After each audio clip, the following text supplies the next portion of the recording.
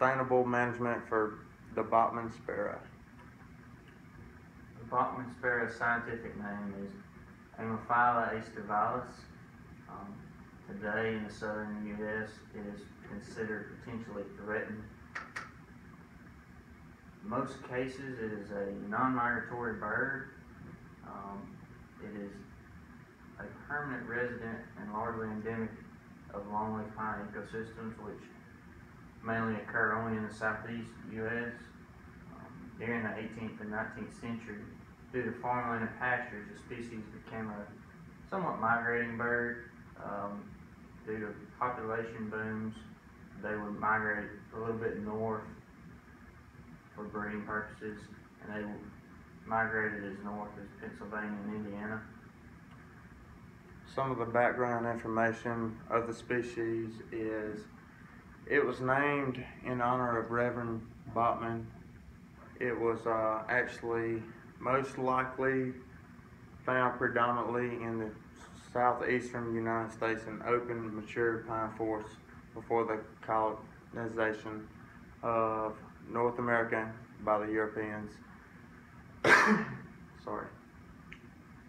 This is due to mostly the southeastern of the United States consisted mostly of longleaf pine forests, which is the most diverse ground-based plant community. Back during the 1930s, a lot of people began to suppress fire in the southeast U.S. The Bachman sparrow depends heavily upon fire intervals for habitat, and so this significantly reduced the population and distribution of the Bachman sparrow.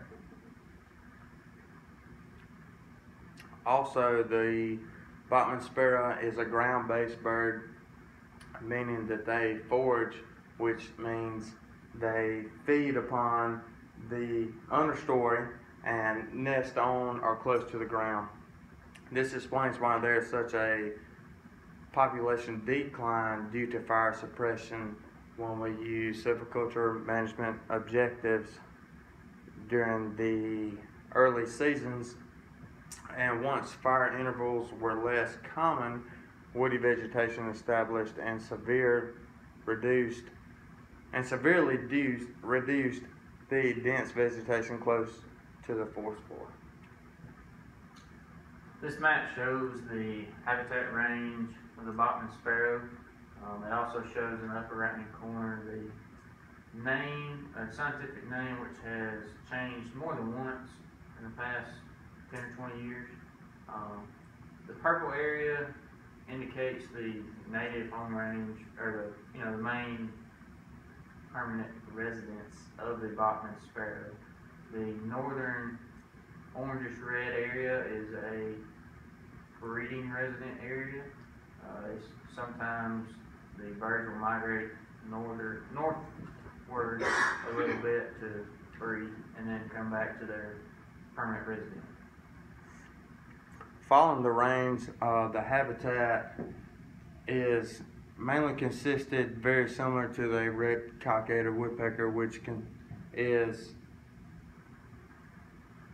introduced mostly in mature longleaf pine ecosystems, which are very well spaced and have a open mid-story with dense cover understory vegetation in the first meter above the ground surface, which is consisting mostly of grasses and forbs.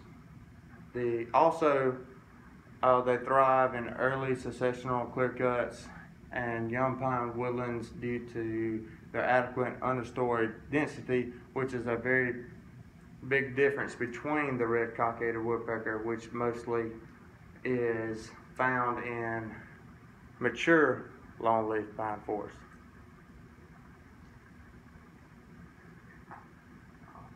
Due to the nesting and foraging habits of the Bachman sparrow, frequent fires can greatly increase their habitat.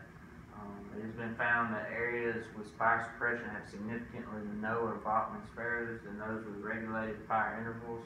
This is due to mid-story growth but they don't really like any mid-story growth. Normally they have to have everything within a couple meters of the ground for their nests and feeding habits.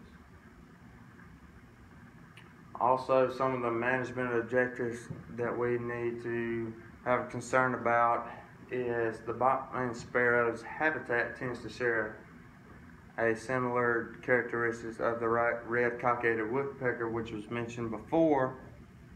We need to have fire intervals every 4 to 5 years to adequately maintain the current population, but also to increase the population of this certain species. You can burn 2 to 3 years, which increases the population significantly, way more than 4 to 5 years. Burning in the early growing season is the best time to increase habitat suitability for the Bachman sparrow. This is because the fires implemented during the growing season reduce the density of woody stems and mid-story vegetation. As you can tell on the picture on the left has a significant amount of mid-story vegetation, and it was burned during the growing season. And then the next year, after that burn, the picture on the right is what it looked like. It pretty much killed all the mid-story and woody stems.